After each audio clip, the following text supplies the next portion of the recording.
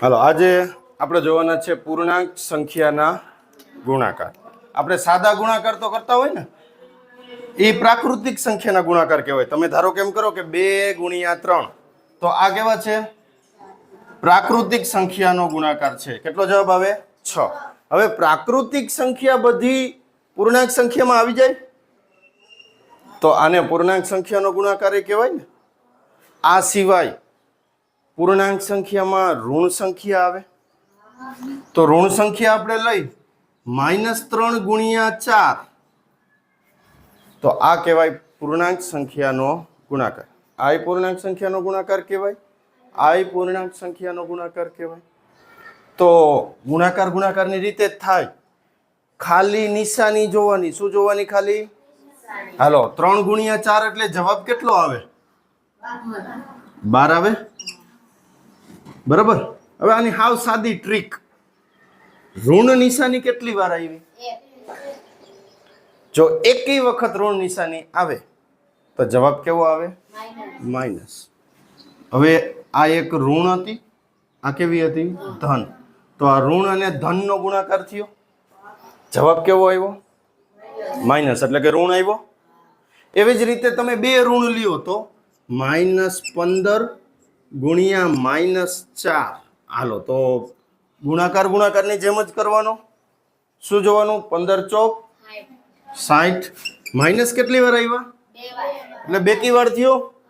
તો 2 ઋણ પૂર્ણાંક જ્યારે ગુણાકાર કરે તો એનો જવાબ કેવો થઈ જાય? પ્લસ. તો પ્લસની નિશાની મૂકવાની જરૂર નથી. બરાબર. તો 15 ચોક 60. પણ આ બે કેવા છે? ઋણ છે. અને તમારો જવાબ કેવો આવ્યો છે? ધન આવ્યો છે. એટલે આ યાદ રાખજો. એટલે આની ખાલી સાદું જ તમારે યાદ રાખવાનું છે કે ભાઈ જો ગુણાકાર હોય અને એમાં ઋણની નિશાની 1 વાર આવે એટલે કે એકી વાર આવે, 1 વાર આવે, 3 વાર આવે, 5 વાર આવે, 7 વાર આવે, તો જવાબ કેવો આવે? માઇનસ. એકી સંખ્યા વાર નિશાની આવે 1, 3, 5, 7, 9, 11, 13, તો જવાબ આવે માઇનસ. અને જો બેકી વાર આવે 2, 4, 6, 8, તો જવાબ આવે તમારો પ્લસ. ખાલી આટલું યાદ રાખો એટલે ગુણાકાર થઈ જાય. હવે ધારો કે આવડી મોટી રકમ લખું તો -2 ગુણ્યા 2 ગુણ્યા -2 ગુણ્યા 2 ગુણ્યા -2. તો હવે આનો જવાબ શું આવે? તો પહેલા તો ગુણાકાર કરી લેવાય. શું કરી લેવાય? 2 દુ 4 દુ 8 દુ 16 દુ 32 જવાબ આવશે. હવે શું ગણવાનું? ખાલી માઇનસની નિશાની. કેટલી વાર આવી? 1 વાર, 2 વાર, 3 વાર. તો 3 એકી કહેવાય કે બેકી કહેવાય? હવે એકી વાર આવે તો જવાબ કેવો આવે? સમજા? હવે આના રકમ આપણે આમ લખી તો -2 ગુણ્યા 2 ગુણ્યા -2 ગુણ્યા -2 ગુણ્યા -2. તો પહેલા તો ગુણાકાર કરી લેવાનો. કેટલો આવશે? આના રકમ લખીએ એટલે કેટલો આવશે? હવે ખાલી જોવાનું શું? માઇનસની નિશાની. કેટલી વાર છે એ ગણતરી કરવાની ને. કેટલી વાર છે? 1 વાર, 2 વાર, 3 વાર, 4 વાર. બેકી વાર હે તો જવાબ કેવો કરવાનો? સમજાણું? તો આ થઈ ગયો પૂર્ણાંક સંખ્યાના ગુણાકાર. ખબર પડી? બરાબર. હવે તમને હું એમ કહું કે આ -15 ગુણ્યા -2 30. પ્લસ કે માઇનસ? શું કામ પ્લસ? 2 વાર માઇનસ છે. બરાબર. અને આ કેવો ગુણાકાર કહેવાય? તો કે ઋણ પૂર્ણાંકનો ઋણ પૂર્ણાંક સાથે ગુણાકાર. આ ગુણાકાર કેવો કહેવાય? ઋણ પૂર્ણાંકનો ધન પૂર્ણાંક સાથે ગુણાકાર. આ ગુણાકાર કેવો કહેવાય? ધન પૂર્ણાંકનો ધન પૂર્ણાંક સાથે ગુણાકાર. ખબર પડી? આવડી જાય આવું? હવે આપણે જોવાના છે પૂર્ણાંક સંખ્યાના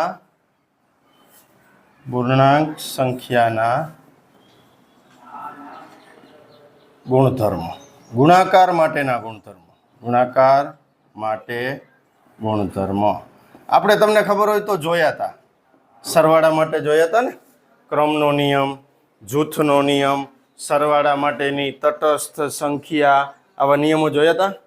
એવા જ કોના માટે? ગુણાકાર માટે. તો પહેલા આપણે જોશું ક્રમનો નિયમ. કયો નિયમ જોશું? તો સરવાળાનો ક્રમનો નિયમ આપણે જોયો, તમને યાદ હોય તો આપણે ખાલી શું કરતા હતા? ક્રમ બદલતા હતા. શું કરતા હતા? ધારો કે મેં આવી રીતે ગુણાકાર લખ્યો 2 ગુણ્યા 4, કેટલો જવાબ આવે? 8. હવે ક્રમ બદલાવી નાખું તો શું થઈ જશે રકમ?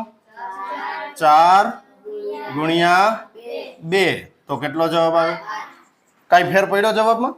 હાલો હવે નિશાની વાળા જોઈ લઈ. -2 ગુણ્યા 5, કેટલો જવાબ આવે? કેવા 10? એકવાર માઇનસ છે એટલે માઇનસ. હવે બદલાવી નાખું 5 ગુણ્યા -2, કેટલો જવાબ આવે? કેવા 10? કાંઈ જવાબમાં ફેર પડ્યો? હજી એક આપણે કરી 3 ગુણ્યા 4, પણ બે કેવા? માઇનસ, તો કેટલો જવાબ આવે? કેવા 12? હવે ક્રમ બદલાવી -4 ગુણ્યા -3, કેટલો જવાબ આવે? કેવા 12? ખબર પડી? તમે ગમે એ ક્રમમાં ગુણાકાર કરો, કાંઈ ફેર પડે? તો એનો મતલબ પૂર્ણાંક સંખ્યા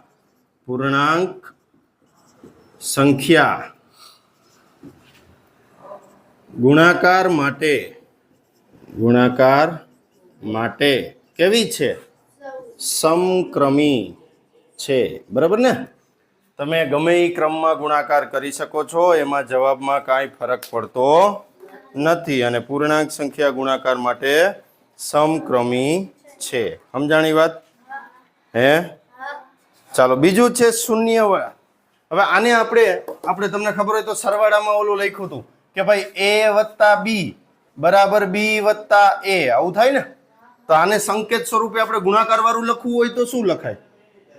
a ગુણ્યા b બરાબર b ગુણ્યા a. ક્રમ બદલો ને, પણ જવાબ બેયના કેવા આવે? એટલે વચ્ચે કઈ નિશાની મૂકી? સમજાણી વાત? હવે આપણે જોશું ગુણાકારની તટસ્થ સંખ્યા, ગુણાકાર શૂન્ય વડે. શેના વડે? શૂન્ય વડે ગુણાકાર. શું જોશું હવે? શૂન્ય વડે ગુણાકાર. તો તમે શૂન્ય વડે ગુણાકાર કર્યા છે કોઈ દી? તમે ઘડીઓ બોલો તો ચાલુ ક્યાંથી કરો? 1 0 0. તો એ ખરેખર 1 0 0 હે. શું છે? 1 નો 0 સાથે ગુણાકાર, અને જવાબ શું આવે? 0. એવી રીતે તમે 2 0 0 એવું બોલો. બરાબર? એટલે કે 2 ગુણ્યા 0 બરાબર 2 કે 0. તો તમે ગમે એ રકમ લ્યો એનો શૂન્ય હારે ગુણાકાર કરો તો જવાબ કેટલો આવે? હું તમને એમ કહું, હું તમને 1 કરોડ ગુણ્યા 0 રૂપિયા આપીશ તો તમારે ખુશ થવાનું? કાં? હું તમને કેટલા રૂપિયા આપીશ? મારે તમારી પાસેથી 5 કરોડ ગુણ્યા 0 રૂપિયા લેવાના છે. કેટલા લેવાના? 0. સરકારી શાળામાં 3 કરોડ ગુણ્યા 0 ફીસ છે. 0. બરાબર? મફત છે શિક્ષણ. સમજાણી વાત? ખબર પડી? ગમે એની હારે તમે 0 હારે તમે ગમે એનો ગુણાકાર કરો તો તમારો જવાબ કેટલો આવે? 0. ધારો કે હું અહીંયા એમ કરું કે ભાઈ 220 ગુણ્યા 0, કેટલો જવાબ આવશે? કોને 220 આવશે? કેટલો આવશે? ગમે એ સંખ્યાનો 0 હારે ગુણાકાર થાય તો જવાબ કેટલો આવે? હવે કદાચ આ સંખ્યા ઋણ કરી નાખું તો -55 ગુણ્યા 0, કેટલો જવાબ આવશે? -55. કેટલો આવશે? અરે સંખ્યા ધન હે કે ઋણ હે કાંઈ જોવાનું નથી, ખાલી હું જોવાનું ગુણાકાર આમાં 0 હે. ગમે એ સંખ્યાનો 0 હારે ગુણાકાર થાય હે, ધન હે ઋણ હે કાંઈ જોવાનું નથી. શું જવાબ મૂકી દેવાનો સીધો? કોઈ પણ સંખ્યાનો, પછી પૂર્ણાંક હોય, પ્રાકૃતિક હોય, પૂર્ણ હોય, ગમે એ સંખ્યા હોય, બરાબર, એનો જો ગુણાકારમાં 0 આવ્યો, એનો જો ગુણાકાર 0 હારે કર્યો, જવાબ થઈ જાય 0. અને 0 ને પ્લસ નો લખવાનું હોય ને માઇનસ નો લખવાનું હોય. આ ભલે માઇનસ રહ્યા તો અહીંયા કઈ આપણે -0 ન કરી. આપણે જોયું હતું ને 0 તટસ્થ સંખ્યા છે, એ પ્લસ નો હોય ને માઇનસ નો હોય. એટલે શું મૂકી દેવાનું સીધું? હાલો જે હવે ચેક કરીએ આપણે. -5 ગુણ્યા -3 ગુણ્યા 0, કેટલો જવાબ થાય? હવે તમે આમાં આમ ગુણાકાર કરશો, 5 તેરી 15, 15 ગુણ્યા 0 એટલે 0. રકમ જ જોવાય. ગુણાકાર હે, ગુણાકાર હે, અહીંયા ગુણાકાર, અહીંયા અને કોની હારે ગુણાકાર થઈ ગયો એકવાર, શું થઈ જાય? 0. સમજાણું? તો આને કહેવાય શૂન્ય વડે ગુણાકાર. ગુણાકારમાં જો શૂન્ય આવે એટલે એ આખા જવાબને શું કરી નાખે? શૂન્ય, મીંડું કરી દઈએ. શું કરી દઈએ? મીંડું કરી દઈએ. ખબર પડી? હે? હવે યાદ રાખજો. હાલો હજી એકવાર પૂછી લઉં. -200 ગુણ્યા -400 ગુણ્યા -600 ગુણ્યા -800 ગુણ્યા 0 કેટલો જવાબ? આવડો મોટો ગુણાકાર ફટાફટ કરી દીધો. વાહ, 0 આવે ગુણાકારમાં એટલે જવાબ થઈ જાય 0. હવે આપણે જોશું ગુણાકાર માટે તટસ્થ સંખ્યા. શું જોશું આપણે ગુણાકાર માટે? તટસ્થ સંખ્યા. આપણે સરવાળા માટે તટસ્થ સંખ્યા જોઈતી ને, કઈ હતી? શૂન્ય. કે શૂન્યને તમે ઉમેરો, 5 વત્તા 0 કરો તો જવાબ આવે શૂન્ય આવે. 5 વત્તા 0 કરો તો જવાબ શું આવે? 5 આવે. 5 ગુણ્યા 0 કરો ને તો જવાબ શૂન્ય થાય. સમજી ગયા? ગુણાકાર હોય તો જ જવાબ 0 આવે. સરવાળો હોય તો પછી તમે 0 કરી નાખો તો ખોટું પડે. એટલે એ ભૂલ્યા વગર ખાસ ધ્યાન રાખવાનું. જો આમ હોય ને, આમ 5 વત્તા 0 તો જવાબ આવે 5. આમ હોય ને, આમ 5 ગુણ્યા 0 તો જવાબ આવે 0. આ સરવાળા માટેની તટસ્થ સંખ્યા. સરવાળા માટે તટસ્થ સંખ્યા કઈ? તો કે 0. કઈ હે? 0. એવી રીતે ગુણાકારમાં કોઈ તટસ્થ સંખ્યા છે કે એની હારે તમે ગુણાકાર કરો તો ઈના ઈ જ આવે? 0 માં તો જવાબ 0 આવે. તમે ઘડિયા બોલો હો, એમાં પહેલા તમે બોલો 5 0 0, પછી તમે બોલો 5 1 5, 5 ગુણ્યા 1 બરાબર 5. આવું બોલો ને તમે, 5 ગુણ્યા 1 બરાબર 5. તો 5 નો ગુણાકાર તમે 1 હારે કર્યો તો જવાબ કેટલો આવ્યો? ઈના ઈ જ આવ્યો. એટલે એને કહેવાય ગુણાકાર માટેની તટસ્થ સંખ્યા. કઈ? 1. તમે ગમે એ સંખ્યાનો 1 હારે ગુણાકાર કરો તો જવાબ ઈના ઈ જ આવે. 15 1 15, 15 ગુણ્યા 1 બરાબર 15, 20 ગુણ્યા 1 બરાબર 20, 25 ગુણ્યા 1 બરાબર ઈના ઈ જવાબ આવે ને 1 હારે ગુણાકાર કરો તો. એટલે એમ કહેવાય કે ગુણાકાર માટે તટસ્થ સંખ્યા કઈ છે? તો કે 1. બરાબર. જ્યારે તમે હવે -25 ગુણ્યા 1 જવાબ કેટલો આવે? -25. Very good. -32 ગુણ્યા 1 જવાબ કેટલો આવે? -32. Very good. 63 ગુણ્યા 1 જવાબ કેટલો આવે? ટૂંકમાં 1 હારે ગુણાકાર કરો તો જવાબ ઈના ઈ જ આવે છે. એટલે ગુણાકાર માટે તટસ્થ સંખ્યા કઈ? 1. હવે હું તમને આમ કરું તો -2 ગુણ્યા -1 જવાબ કેટલો આવે? જોવો તો +2 આવે ને. તો આ -1 ને ગુણાકારની તટસ્થ સંખ્યા કહેવાય કે ન કહેવાય? કહેવાય. તટસ્થ સંખ્યાનો નિયમ શું? તો કે એની સાથે તમે ક્રિયા કરાવો. દાખલા તરીકે ગુણાકારની તટસ્થ સંખ્યા તમારે જોવી છે તો તમે કોઈ સંખ્યાને એ સંખ્યા સાથે ગુણાકાર કરાવો તો જવાબ ઈના ઈ રહેવો જોઈએ. તો એમ કહેવાય કે તટસ્થ સંખ્યા છે.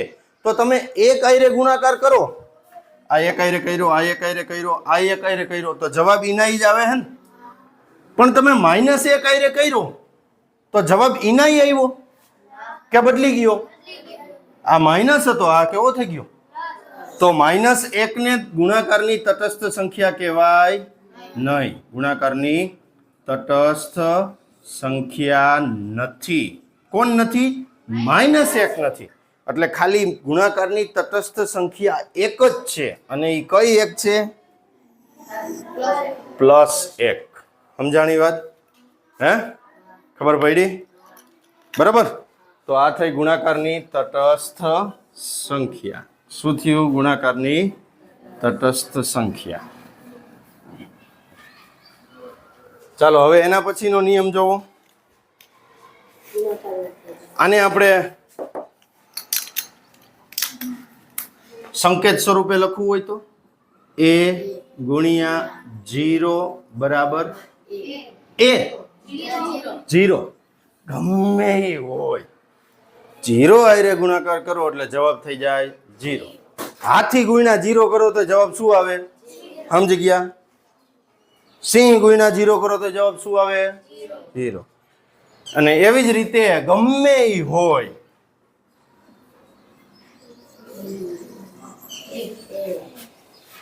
એક હારે ગુણાકાર થાય તો જવાબ શું આવે? ઈના ઈ. હાથી ગુણ્યા 1 કરો તો શું થાય? હાથી. ખબર પડી? કૂતરો ગુણ્યા 1 કરો તો શું થાય? અને કૂતરો ગુણ્યા 0 કરો તો શું થાય? 0 હારે ગુણાકાર કરો એટલે જવાબ થઈ જાય 0. અને એક હારે ગુણાકાર કરો તો જવાબ આવે ઈના ઈ. ખબર પડી? સમજાણું? હાલો હવે એના પછીનો જોવો ગુણધર્મ. ગુણાકાર માટે જૂથનો નિયમ. બરાબર? એના પછીનું છે ગુણાકાર માટે જૂથનો નિયમ.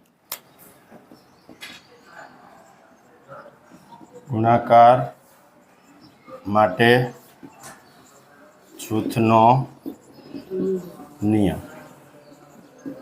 હવે આપણે સરવાળા માટે જૂથનો નિયમ જોયા, એના દાખલાય ગણ્યા, પ્રેક્ટિસ કર્યા હતા ને તમે કે પેલા 3 રકમ આપી હોય એમાંથી 2 રકમ ઉપર કાઉન્સ હોય, એ કાઉન્સનું પહેલાં કરો પછી ઓલી રકમમાં ઉમેરો, અથવા આ બીજી 2 રકમને ભેગી કરો અને પછી ઓલી આગલી રકમમાં ઉમેરો તો એ જવાબ કેવો આવતો હતો?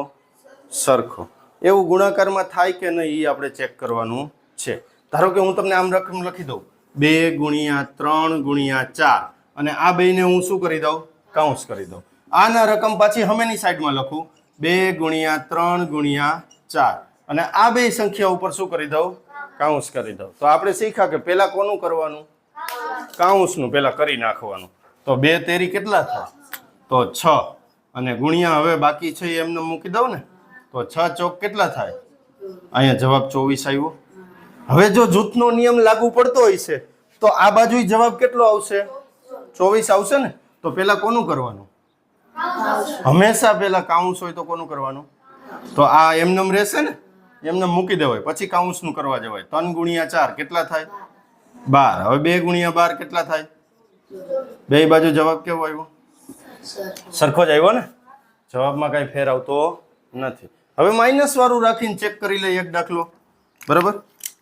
બીજી રકમ લખી -5 ગુણ્યા 2 ગુણ્યા 3.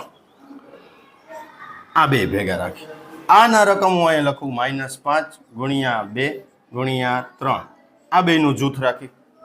બરાબર? હવે ગુણાકાર કરીએ એમ જ કરવાનું. આ બાજુનો દાખલો પહેલા ગણશું. હાલો શું થશે પહેલા? હાલો 5 દુ 10 બરોબર. માઇનસ એક વાર નિશાની માઇનસ આવી ને, એકી સંખ્યા વાર માઇનસ આવે ગુણાકારમાં તો જવાબ આવે માઇનસ. એને ગુણ્યા કેટલા? એમને મૂકી દેવાના. બરોબર? હવે 10 તેરી 30. કેવા 30? બરોબર. તો હવે જો જૂથનો નિયમ લાગુ પડતો હોય છે તો આનોય કેટલો જવાબ આવશે? હાલો ચેક કરી. પેલા કોનું કરશું? કાઉન્સનું. તો આને એમને રાખી દેવાનું ને, એ લખી જ નખાયો પછી નકર ભૂલ થાય. -5 ગુણ્યા લખી નાખ્યું. હવે કાઉન્સનું કરો. 2 તેરી 6. હવે આ બેનો ગુણાકાર કરવાનો ને તો કેટલો આવે? 6 પંચા 30. પણ કેવા એકવાર માઇનસ છે એટલે -30. ખબર પડી? જવાબ કેવો આવે? એના જ આવે. તો એના ઉપરથી એવું કહી શકાય કે ગુણાકાર જૂથના નિયમનું, જૂથના ગુણધર્મનું પાલન કરે છે. સમજાણું? હે?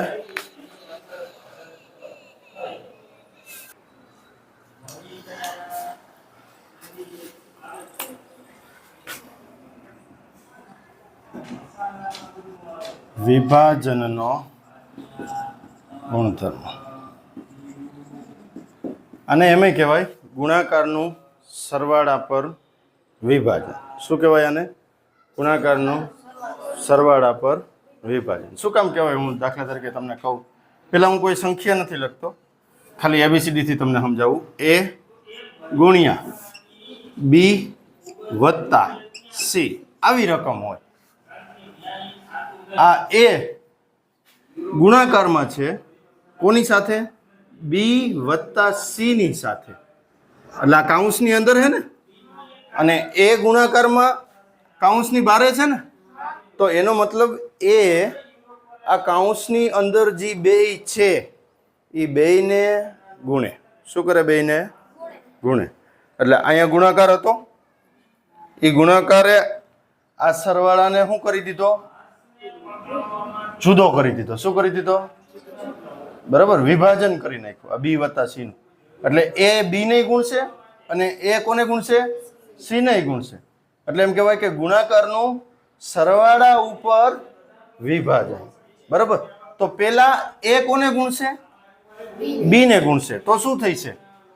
A ગુણ્યા B આવું થઈ છે. બરાબર, આને હું કાઉન્સમાં મૂકી દઉં. હવે અહીંયા કઈ નિશાની છે?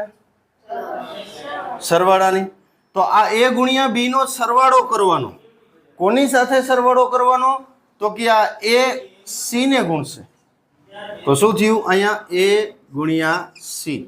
હવે આ બે નો પેલા શું કરવાનો થાય? ગુણાકાર. અને પછી ઈ બેયના ગુણાકારનો જે જવાબ આવે એનો શું કરવાનો થાય? સરવાળો. આ નિશાની ખાસ યાદ રાખજો. અહીંયા કાઉન્સમાં વચ્ચે જે નિશાની છે એ નિશાની આ બે કાઉન્સની વચ્ચે આવે. સમજ્યા? હે? A ગુણ્યા B નો કાંઈ જવાબ ન હોય, બાજુ બાજુમાં જ મૂકવા પડે. એટલે AB. A ગુણ્યા C નો કાંઈ જવાબ ન આવે તો બાજુ બાજુમાં મૂકવા પડે AC. બરાબર, હવે આને આપણે રકમ મૂકીને કરશું. A ના બદલે ધારો કે હું મૂકું 2 ગુણ્યા B એટલે 3 અને C એટલે 4. આ હાવ હેલામ હેલું થાય. બરાબર, હવે આ ગુણાકાર છે, કાઉન્સ છે, કાઉન્સને 12 ગુણાકાર છે ને, એટલે એનો મતલબ આ બગડો, આ 2, આ 3 વત્તા 4 બેય સાથે કયા સંબંધમાં છે? ગુણાકારના સંબંધમાં છે. તો એનો મતલબ બગડો પેલા 3 ને ગુણશે, પછી બગડો 4 ને ગુણશે. તો પેલા 2 ને 3 આરે ગુણાવવાનો, તો 2 ગુણ્યા 3 આને શું કરી દેવાનો? કાઉન્સમાં મૂકી દેવાનો. હવે આ જે કાઉન્સ છે એમાં વચ્ચે કઈ નિશાની? વત્તાની છે, તો ઈ વત્તાની નિશાની અહીંયા આવશે. હવે 2 નો ગુણાકાર કોની આરે? 4 આરે. તો 2 ગુણ્યા 4. હવે ગુણાકાર કરો. 2 ગુણ્યા 3 એટલે 6 વત્તાના 2 ગુણ્યા 4 એટલે 8 વત્તા 6 એટલે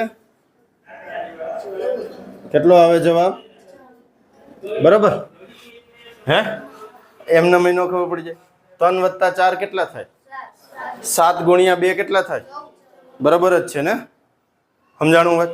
હવે આના વસ્તુ અહીંયા સરવાળાને બદલે બાદબાકી હોય તો કેટલો ફેર પડે મને કયો જોઈએ. આપણે પહેલા ABCD માં લખી A ગુણ્યા B ઓછા C. હાલો, પહેલા શું કરશું? A નો B સાથે ગુણાકાર એટલે A ગુણ્યા B કાઉન્સમાં મૂકી દઉં. હવે વચ્ચે કઈ નિશાની કરું? તો કે આ કાઉન્સમાં જે વચ્ચે નિશાની હોય ને એ જ ફરજિયાત કરવાની છે. એટલે કઈ નિશાની આવશે? હવે હા, તો A ગુણ્યા C. A ગુણ્યા B નો જવાબ શું આવે? AB. કાંઈ જવાબ ન હોય, બાજુ બાજુમાં જ મૂકવાનું થાય. માઇનસ ના A ગુણ્યા C નો જવાબ. હવે આના આપણે દાખલો કરી. 2 ગુણ્યા 3 ઓછા 4. હાલો, પેલા 2 કોને ગુણશે? તો 2 ગુણ્યા કાઉન્સ કરી નાખો ને. હવે કઈ નિશાની? હા, ખાસ આ નિશાનીમાં ભૂલ થવી જોઈએ, બાકી ક્યાંય ભૂલ થાય એવું નથી. હવે કોનો કોનો ગુણાકાર? 2 અને 4 નહીં. હા, 2 ગુણ્યા 4. 2 ગુણ્યા 4. હાલો, કેટલો જવાબ આવે? હવે કઈ નિશાની? તો કે અહીંયા જે હોય કેટલો જવાબ આવે? કેટલો જવાબ આવે? કેવા 2? હવે આપણે જોઈ લઈએ. ઈ જ આવે. 3 માંથી 4 કાઢો. હા, તો 4 માંથી 3 કાઢો. કેટલા વધે? કેવા એક વધશે? હવે અહીંયા ઓછા એક વધ્યા ને, એ ઓછા એક ગુણ્યા 2 કરો. હા, ઓછા 1 ગુણ્યા 2. 2 એકુ 2, એક વાર માઇનસ એટલે જવાબ ઈ જ જવાબ આવે ને? હે, બરાબર. તો આને કહેવાય વિભાજનનો ગુણધર્મ. શું કહેવાય આને? વિભાજનનો ગુણધર્મ. પડી ખબર? તો પૂર્ણાંક સંખ્યાના ગુણધર્મ થઈ ગયા પૂરા. પહેલા આપણે જોયો ક્રમનો નિયમ. તો સમક્રમી છે ગુણાકાર માટે, ગમે એ ક્રમમાં ગુણાકાર કરો ચાલે. પછી આપણે જોયો શૂન્ય વડે ગુણાકાર. કોઈ પણ પૂર્ણાંક સંખ્યાનો શૂન્ય સાથે ગુણાકાર થાય એટલે જવાબ આવે શૂન્ય. પછી જોયો ગુણાકારની તટસ્થ સંખ્યા. તો કે 1, પણ કેવી 1? ધન 1. ઋણ 1 તટસ્થ સંખ્યા નથી, કેમ કે એમાં જવાબ બદલાઈ જાય. પછી આપણે જોયો ગુણાકારનો જૂથનો નિયમ. તો કે જૂથના નિયમનું પાલન કરે છે. તમે કોઈ પણ જૂથમાં ગુણાકાર કરો જવાબ આવે ઈના ઈ. બેયના જવાબ સરખા આવે. પછી આપણે જોયો વિભાજનનો ગુણધર્મ. તો ગુણાકારનું સરવાળા પર વિભાજન, ગુણાકારનું બાદબાકી પર વિભાજન. કેવી રીતે થાય તમે જોઈ લીધું, બરાબર. તો આ પૂર્ણાંક સંખ્યાના ગુણધર્મો થઈ ગયા પૂરા, બરાબર. હવે આપણે સ્વાધ્યાય 1.2 જોશું.